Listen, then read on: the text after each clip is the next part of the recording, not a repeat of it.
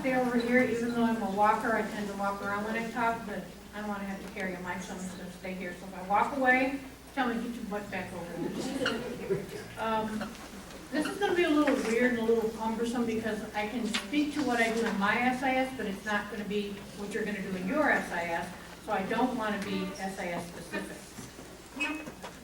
Basically, the way that I've been doing the submissions of the tuitioned out students through my SIS since 2011. It's been working, so, you know, I don't wanna break it, so I just leave it as it is. The first thing that we did is every SIS usually has a breakdown for your schools. Maybe you'll have a node for high school, a node for elementary. We created a node for our outside place schools. And then we have about 30 of them, so then we individually put the schools in as actual schools like we would have our own.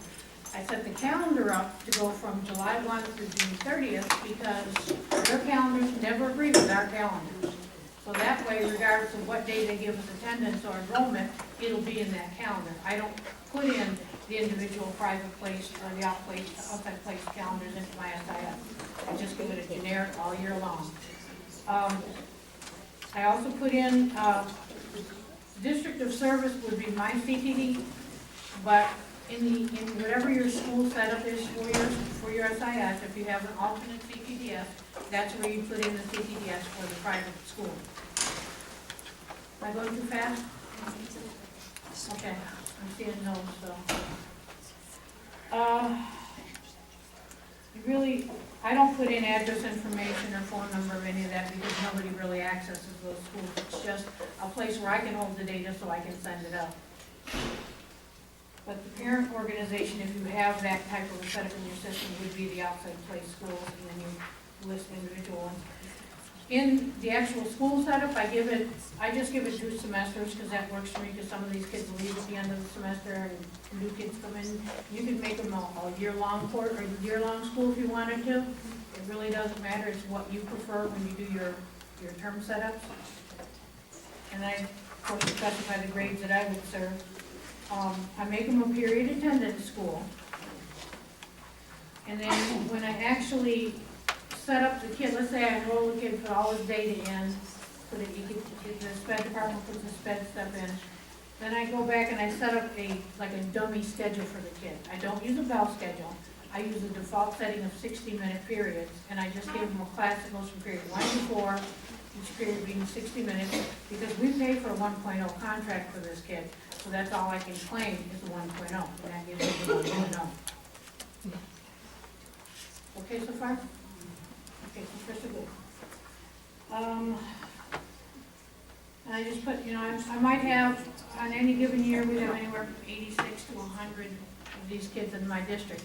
It's not a lot of kids, but I'd rather do it online than have to go into SACE online and go transaction after transaction after transaction, because it is slow.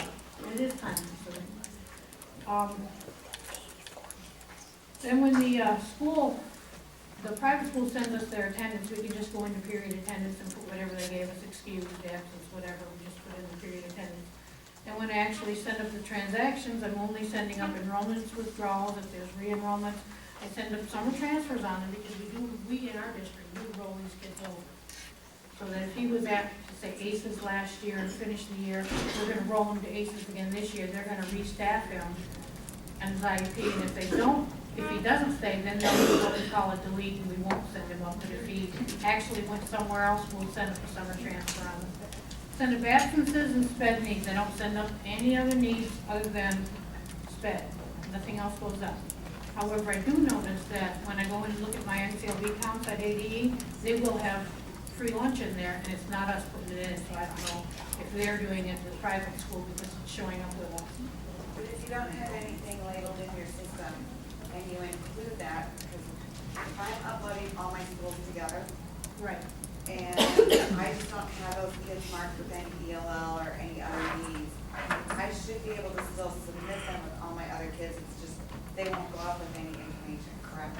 you should be able to. In my district, I don't. Because there's so many records, and I've got 27,000 kids.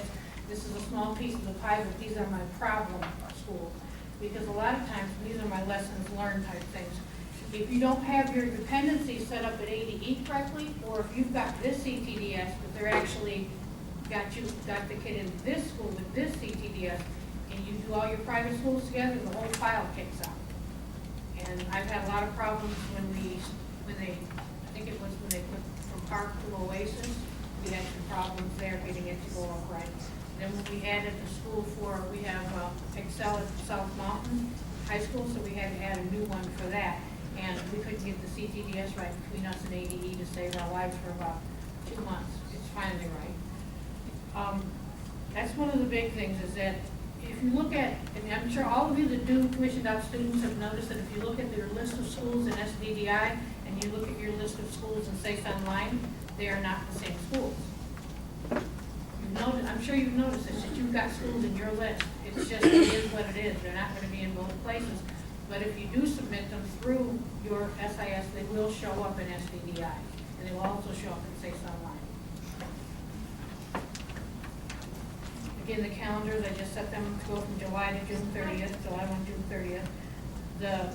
One of the other problems that I have is concurrent enrollment, because if you have those IEPs for those kids where they want to start mainstreaming them back, so they're going to be at ACES, but they're going to take one class over at one of your high schools, and you set them up as concurrent, even though you exclude them from ADM at your regular high school because you're already paying the 1.0 contract, the SPED, depending on your SIS, you'll have to check with your individual SISs, but the SPED will attach itself to the main campus and not the private school.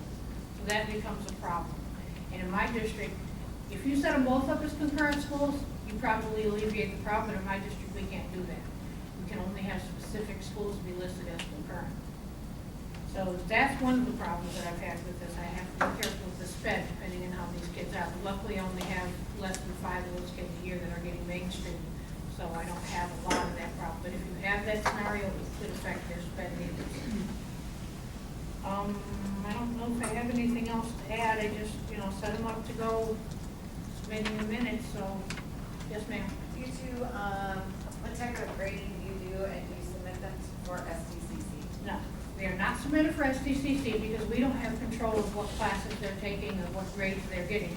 We get the grades back from the private school at the end of the year to put into the transcript for the kid, but the kid is technically at the private school. We're not giving him any instruction, but we can't give him any grading.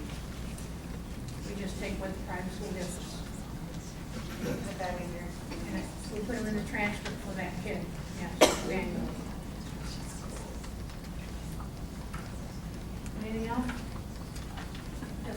You say you set the calendar from July 1 through June 30, Right. and so you're not performing your end of year role until after June 30? Correct. Yeah, so like, again, that's a very small percentage of our population, so you can be a little more flexible with that. Anything else? Again, I'm sorry it's not real detailed because I can't speak to specific SIS, I can just say how I do it. You might just want to go back and talk to your people to see if there's a way you can do it. And I, again, some people submit all their schools at once. I've never done that, so this works for me. If you're one of those districts that does submit all their schools at once, it might not work for you. I don't know. This is just how I do it.